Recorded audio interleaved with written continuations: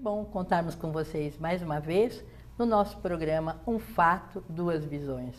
Hoje a nossa convidada, Maria Otília Matias, né, que está aqui representando a Faculdade de Educação. Ao meu lado a Márcia Batista, que é da Faculdade de Ciências Humanas e da Saúde. E eu, Neide Nofres, da Faculdade de Educação. Tudo bom, Neide? Bem, vamos lembrar Márcia. todo mundo que a gente tem o nosso e-mail aqui embaixo na tela e que você pode entrar em contato conosco para sugerir temas ou para fazer perguntas aos nossos convidados.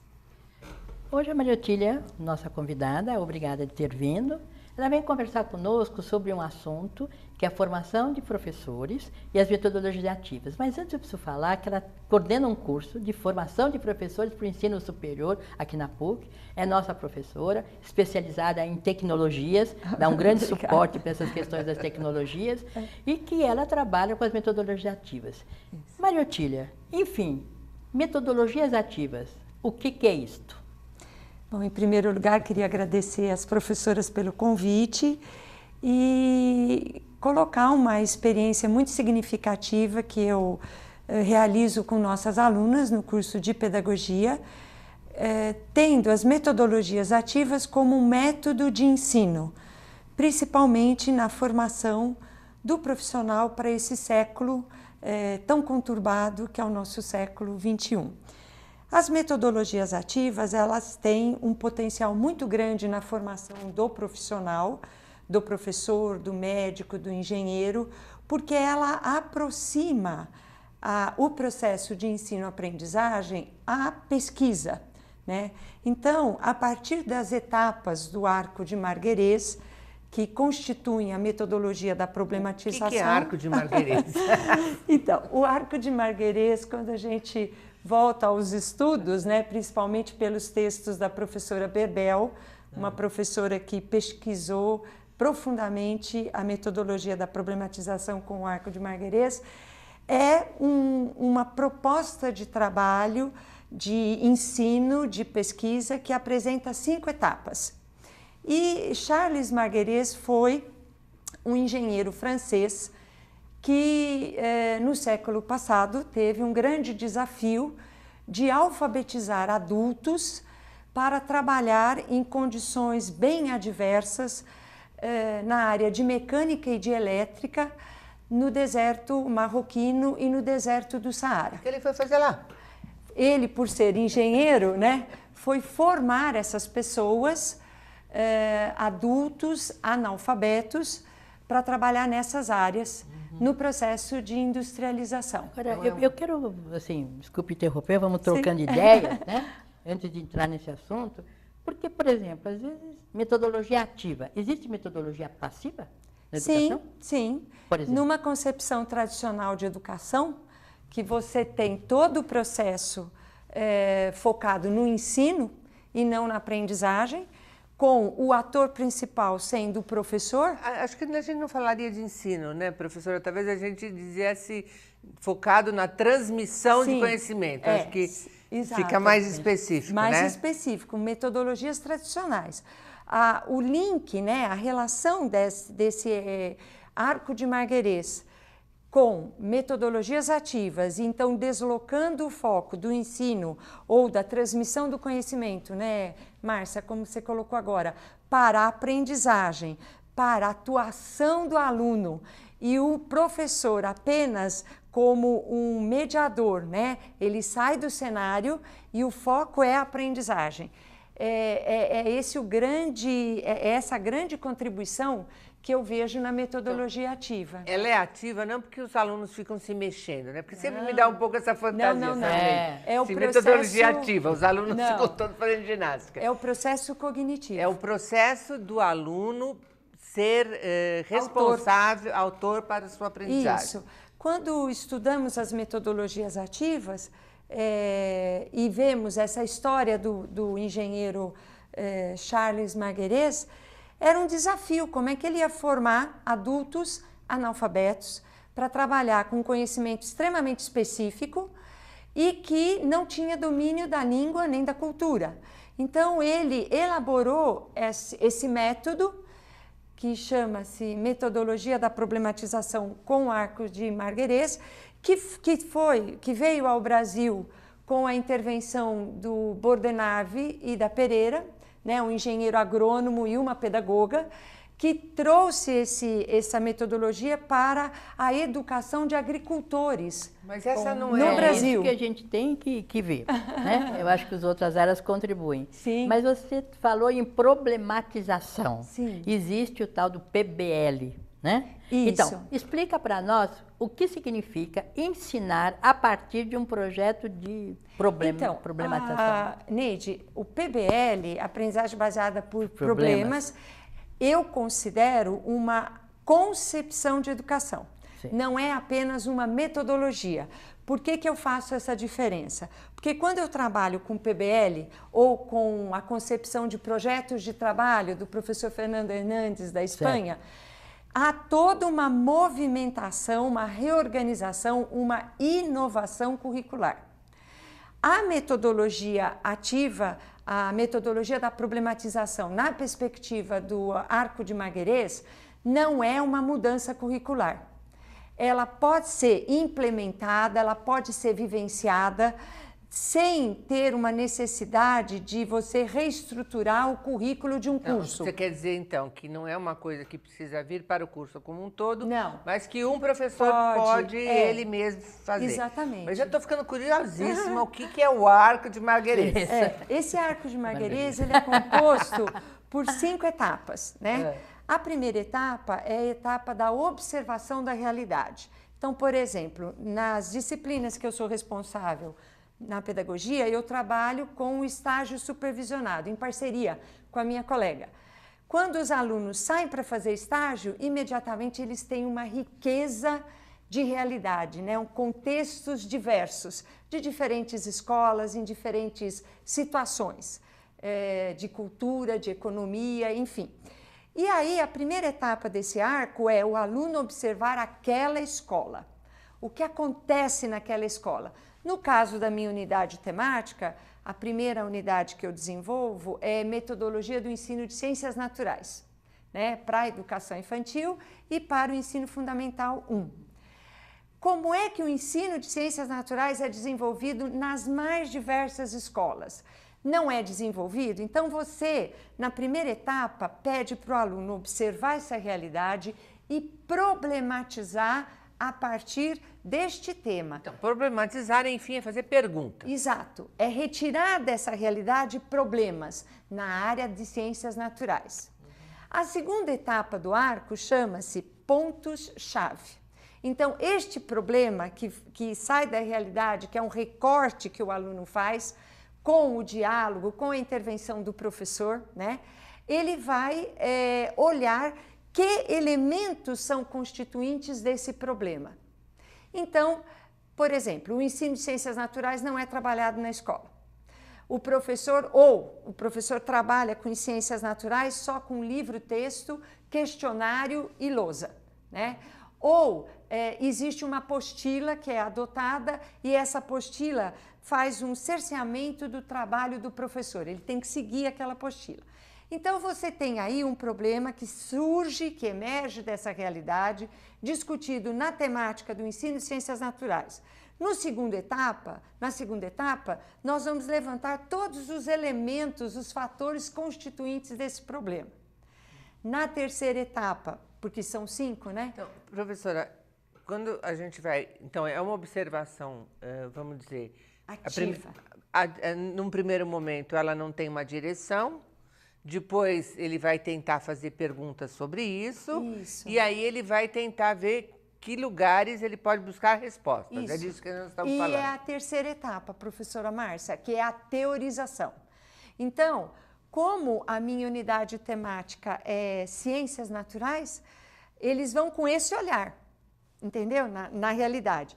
Na terceira etapa, nós estudamos todos os autores que trazem um referencial teórico sobre o significado, a importância, a alfabetização científica com o ensino de ciências naturais. E quando você está trabalhando, pode ser em grupo, pode ser em dupla, depende muito do perfil da turma, né? Às vezes você tem 2, 3 alunas fazendo estágio na mesma unidade escolar, então montamos o trio. Outras vezes você tem uma aluna que está sozinha fazendo estágio ou trabalhando como uma estagiária remunerada numa escola. Então, ela quer discutir, ela quer problematizar essa escola. Tudo que acontece na realidade escolar.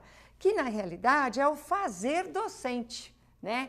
Você tem muitos autores, quando a gente estuda metodologia ativa, você pega muita a fundamentação de outros autores. Agora, Otília, isso, você falando isso, né? E aí fico lembrando da base nacional comum curricular. Isso. Essa base nacional, ela traça ao professor tudo o que ele deve fazer. E você está querendo partir de um pressuposto que o professor descobre na ação. Ou seja, ali a sala de aula, a comunidade, esses são os elementos desencadeadores da construção do conhecimento. Isso. E não esse conhecimento livresco, conteudista. Com Como certeza. você vê isto?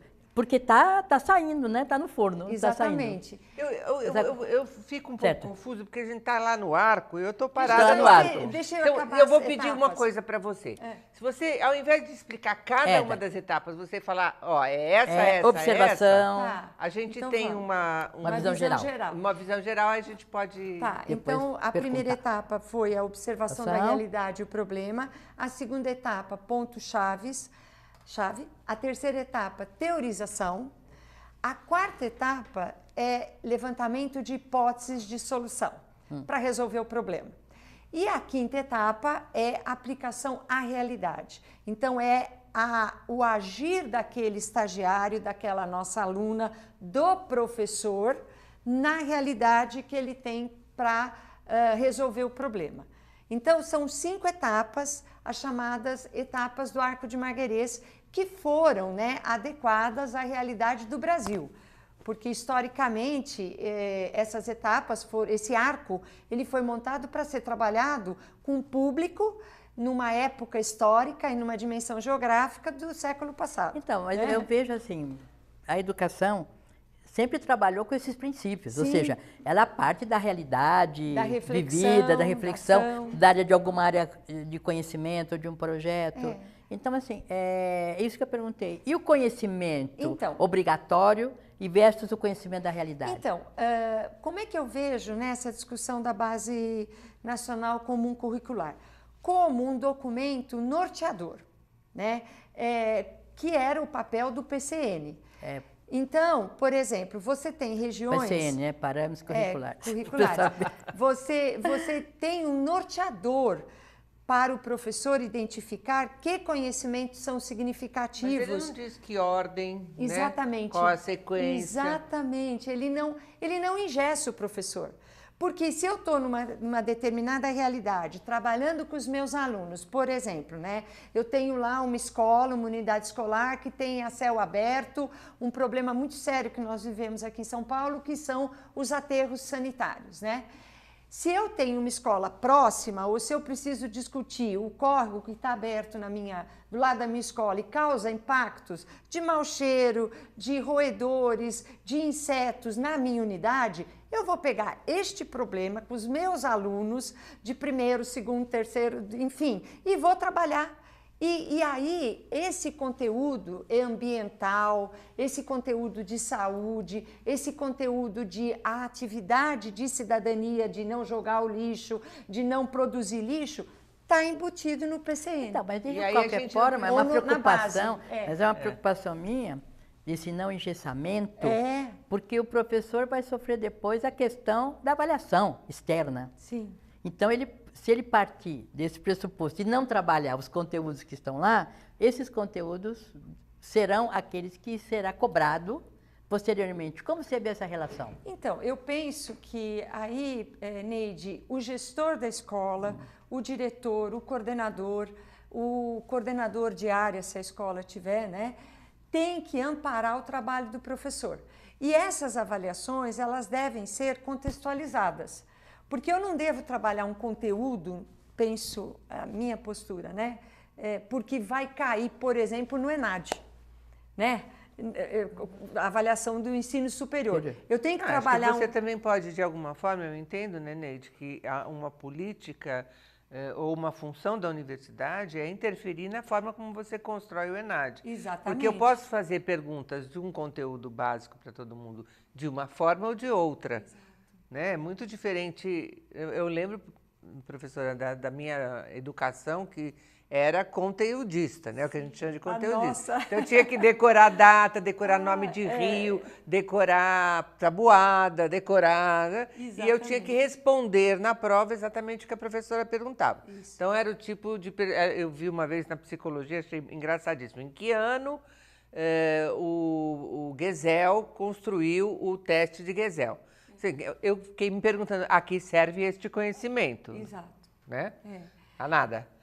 Então, e você traz uma outra coisa importante, que é a metodologia ativa, né? Não precisa de sala, não precisa só de computador, não, exatamente. Nem de lousa, de uma certa maneira. Não, por isso que quando a gente estuda os teóricos, né, que fundamentam essa proposta, a gente percebe que é muito mais um método de ensino com fundamentos na pesquisa. Então, por exemplo, quando você vê ou lê algum texto do professor Pedro Demo, que enfatiza, né, insistentemente pesquisa como princípio educativo, desde a educação infantil, e você analisa a metodologia de ensino, metodologia da problematização com o arco de Marguerês, sendo desenvolvida, por exemplo, na medicina, na engenharia, na pedagogia, na odontologia, e muitas vezes no direito, você percebe que o problema não é o recurso que o professor tem, mas é a perspectiva de formação do aluno. Esse aluno, ele é autor do seu processo de construção do conhecimento. Ele vai avaliar o que ele está construindo, ele vai ressignificar. Daí a proximidade, por exemplo, da pesquisa, da iniciação científica. Mas aí você está querendo, estou entendendo, que a gente, nesse momento, a gente valoriza a formação de um professor. Sim. Valoriza a formação do professor, porque se o professor não tiver uma boa formação, ele não vai conseguir fazer olhar e ver. A gente fala, né? Ele olha, mas não vê. Não vê. Não vê. Então ele fica ali com muitos problemas. Então, na verdade, essa metodologia valoriza a formação de um professor, independente desse rol, desse banco, ele vai ter que ter um repertório interno bastante de qualidade. Sim, é o que a professora Márcia colocou, que é o importante é você ter as atitudes, as habilidades, as competências que o professor tem que ter. Por exemplo, um professor tem que saber ser pesquisador, senão ele não desenvolve a metodologia da problematização. Se ele não souber o que é fazer, não tem na sua formação a formação de docência e de pesquisa, ele não vivencia. Se ele não vivencia na graduação, ele não vai fazer isso na sua atuação profissional. Então, não, eu quero lembrar você um pouco. Não é eu sei. PowerPoint. Não é. Não é. E nem é uso das tecnologias da educação. Você falando, lembrei de um fato que eu vivi, quando eu estava lá em Goiás, que os alunos, na linha da problematização, levaram ao professor um problema, que eles estavam ali perto do gado e aparecia as paredes sujas e tinha os morcegos. Sim. E morcego nem a professora sabia. Sabe assim? Então, por que a parede está suja? Ah, porque tem morcego. Mas por que o morcego então fica? Parede, então, nesta linha, vai existir conteúdos que não estão previstos em base nenhuma, que sairão do contexto. Então, naquele momento foi muito significativo, porque é uma preocupação de um grupo inteiro de alunos. Exatamente. Por que as paredes amanhecem sujas daquele reduto que é mais pecuária do que daqui no centro urbano? Então, assim, a preparação é muito séria, né? Quer dizer, não é só estas etapas, é a preparação, acho que você trabalha nessa linha de formação desse professor, não para seguir as etapas, mas para ele ser ativo. Sim. No sentido... E mesmo quando a gente estuda essas propostas, né, vamos chamar de concepções de educação ou as metodologias, existe muita flexibilidade, né? Nenhuma dessas teorias ou dessas propostas ou concepções engessa o professor. Por exemplo, quando a gente estuda, né, aprendizagem baseada em problema, que eu considero mais do que uma metodologia, uma concepção, ela tem todo um referencial teórico, né, dos cursos de medicina, que foram os pioneiros. Mas para cada realidade há a sua adaptação. E essa é a riqueza que eu enxergo nessa evolução do conhecimento. E você acha que essa visão que você está trazendo, que vocês duas trazem assim como uma coisa, vamos dizer, arroz com feijão, né? Deveria ser. Do cotidiano, do trabalho de vocês. Ela, de fato, é implementada nas escolas, nas universidades, ou a concepção mais comum é de que precisa de ter computador, ter recursos outros que não metodologias que implicam na pessoa fazer? Ajuntando as duas áreas, né, que eu trabalho, que é a questão das metodologias e da tecnologia, muitas pesquisas já indicam que você ter uma escola, por exemplo, totalmente aparelhada, não significa que você tenha um conhecimento ativo sendo construído pelo professor. E a gente tem muitas como fala, experiências sendo vivenciadas, né? Desde o trabalho com projetos, desde a aprendizagem baseada com problema, metodologias ativas, com o uso ou não de tecnologias, né? Isso é muito diversificado. É isso, né? É diferente. É diferente. Metodologia ativa é uma coisa, tecnologia é outra. Exatamente. Eu, na minha experiência aqui com as minhas alunas na pedagogia, eu faço uso do ambiente virtual de aprendizagem, que é o Moodle. Por quê? Porque como é um processo de construção, o processo de ensino-aprendizagem, ele se caracteriza nessa metodologia ativa da problematização como um processo que vai sendo construído. Então, semanalmente, a aluna produz um texto, discute alternativas, levanta hipóteses, e, no caso, esse ambiente virtual de aprendizagem, ele serve para ser um suporte para o diálogo com o professor, com os grupos. Formamos uma comunidade, por exemplo, de aprendizagem. Um aluno, um grupo lê o trabalho do outro, faz sugestões, indica, por exemplo, olha, você não percebeu que uma das questões da teoria que a professora está pedindo para a gente ler cabe no seu trabalho, entendeu? Então, é como se você tivesse uma dinâmica totalmente diferenciada. O aluno não estuda só na sala de aula, ele tem que ler, ele tem que escrever, o professor não fica só dando aula expositiva, aliás, é o que menos se dá, né? Há momentos, sim, de síntese, mas é uma síntese coletiva, né? Não é só na figura do professor, dá muito trabalho. Trabalha muito dá mais. Muito trabalho. Eu só quero retomar rapidamente essa questão, porque a gente está toda hora falando em problematização.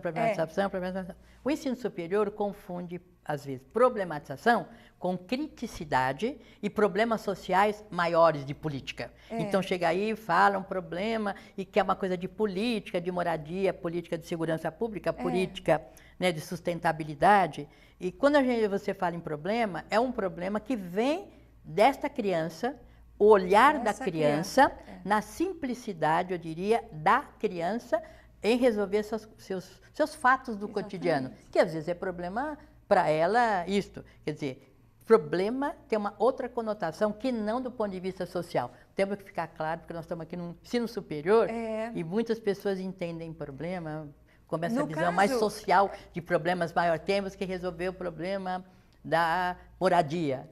Nós somos co-participantes da mudança, né? O que eu percebo é assim, a universidade, quando ela está estruturada naquele tripé, né, pesquisa, ensino e extensão, ela faz a atuação nesses três níveis, nesses três pilares, né? Não tem como você, por exemplo, penso, na minha opinião, ensinar o aluno um conteúdo científico de ciências, de língua portuguesa, de estudos sociais, se ele não perceber que esse conteúdo é uma ferramenta para ele transformar a realidade. Muitas vezes, o que a gente vê na educação? Voltando um pouquinho, Márcia, a sua pergunta. O professor fica com tantas normas, com tantas regras na sala de aula, ele tem que cumprir isso, ele tem que vivenciar a avaliação externa, ele tem que ver os conteúdos do PCN, que ele perde uma riqueza que é aonde a escola está situada. Não é que eu não vou trabalhar os conteúdos com os meus alunos lá na educação básica ou no ensino superior, que são o que a gente chama de ciência básica, os conhecimentos científicos que constituem essa ciência básica, que todo profissional tem que ter. De alguma forma, todas essas ciências, elas partiram dessas observações. Exato, e o inverso também é verdadeiro. Exato. Então, eu ressignifico. É isso aí. Como você falou, eu não vou seguir o livro didático, mas em algum momento eu vou trabalhar esse conteúdo com o meu aluno. Ele não vai sair nem na universidade, nem na educação básica, sem ter trabalhado esse conteúdo, mas vai ter o significado esse conteúdo. Ele não vai empobrecer de não ter todos os conteúdos previstos no passado. Não, exatamente. Ele vai ficar mais... Porque o que importa para ele, que é aprender, será realizar. Exatamente. E esse é um dos grandes desafios das pessoas, professores, aceitarem as metodologias ativas e as abordagens educacionais, vamos chamar assim, inovadoras. Porque nós ainda temos uma ideia que formar profissional bem formado é quantidade, e não é. Quantidade de conhecimento. Nós estamos quase que terminando, Maritina, e acho que é muito importante até fechar com essa ideia, né? Exatamente. Essa ideia que não é quantidade, é qualidade. Assim, quais são as suas palavras de fecho desse assunto? Olha, eu penso que a gente tem que investir pesadamente na formação do professor, porque o professor, o aluno que entra na universidade, ele vai ser um profissional, mas ele também pode ser um docente, né? Ele vai formar outros profissionais. E o importante é você desenvolver no nosso aluno, no nosso futuro profissional, a capacidade de aprender. Aprender de ser um sujeito inteligente, um sujeito solidário, né?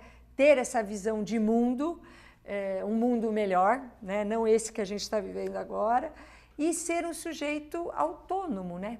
Bom. Inteligente, autônomo, responsável. Com essa linda mensagem, nós vamos fechar aqui o nosso Obrigada. Formação de um professor, né? Ou de uma pessoa que se humanize, inteligente, né? Que tem aí... Eu até acho perfeita. Ser um bom profissional, né? Uma boa pessoa, né? Exatamente. Nesse sentido. Porque é um profissional que não é pessoa, é pelo verdade, amor de Deus, né? Muito Passe obrigada. Suas considerações também. Olha, eu vou agradecer, a gente está estourando no tempo, mas eu vou querer agradecer muito a sua presença hoje. Obrigada, foi um prazer tê-la. Muito obrigada. Até a próxima, né? Oportunidade. Obrigada.